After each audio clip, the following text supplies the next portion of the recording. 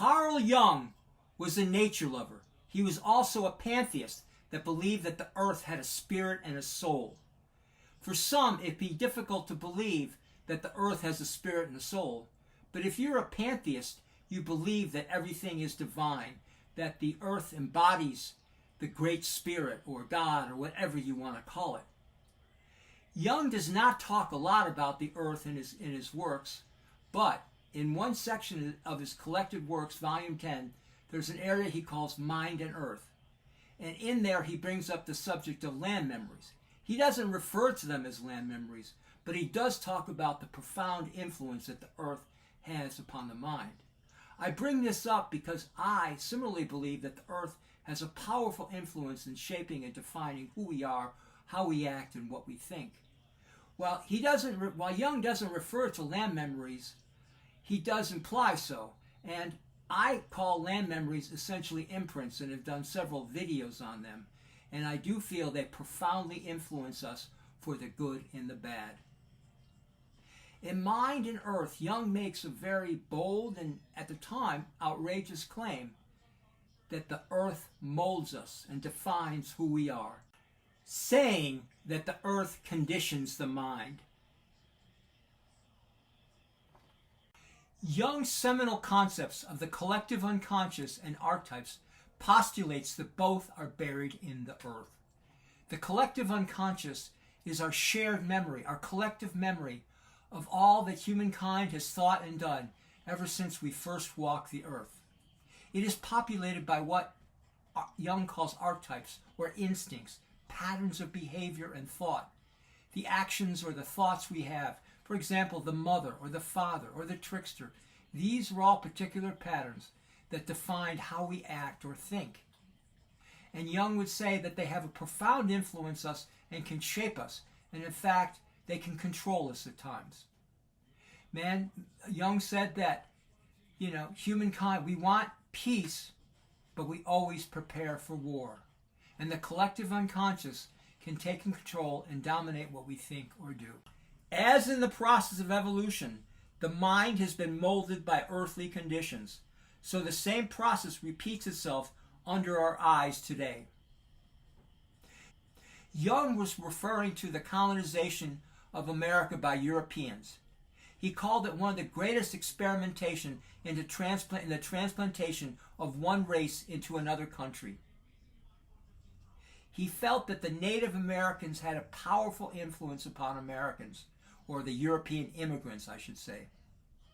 So much so that he believed that American had a Native American soul.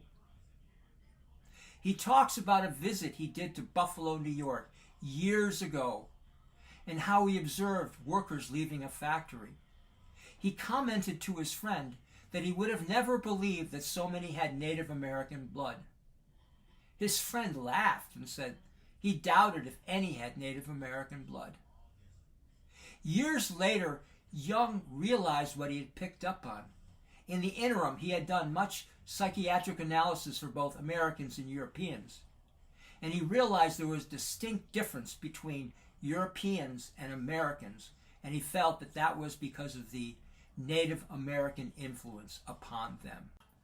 To drive home Jung's belief that the land powerfully influenced us, he tells of an Australian Aboriginal belief that says that a foreigner cannot conquer a foreign land because in it dwell the ancestral memories of those that have lived there for eons of time.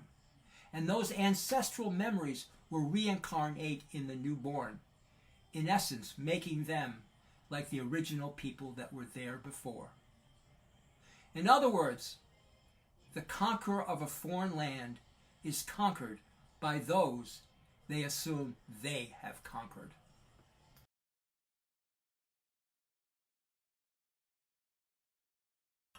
We need only look at our political divide, the liberal conservatism, to see the influence the land has had upon shaping America. The South, ever since the first days of our democracy, has been conservative, while the North has always been liberal. And that has remained the case. Now, this doesn't mean that everyone in the South is a conservative nor that everyone in the North is a liberal. What it does mean is those are the dominating influences in those regions. Now, Kevin Phillips, strategist for the Nixon administration in 1968, wrote a very prescient book calling The Emerging Republican Majority, where he predicted that Republicanism would surge in the 1970s and would do so for decades. And he predicated on the belief that there would be a migration from the North and Northeast to the South and the Southwest, and from cities to suburbs. And indeed, that migration did take place, and indeed, Republicanism and conservatism grew. So the land, I would argue, had a powerful influence in shaping our politics.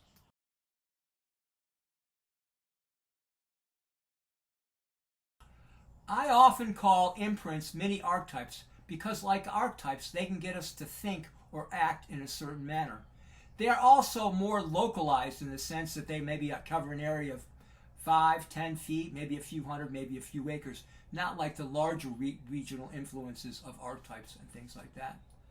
I brought up Jung's Mind and Earth to show you the power that the land can have upon us. That a foreigner cannot conquer a foreign land because in it dwell the ancestral memories that will reincarnate in the newborn. That speaks to the power of the land. I hope you've enjoyed this video. Please like and subscribe. Thank you for your time and consideration. Namaste!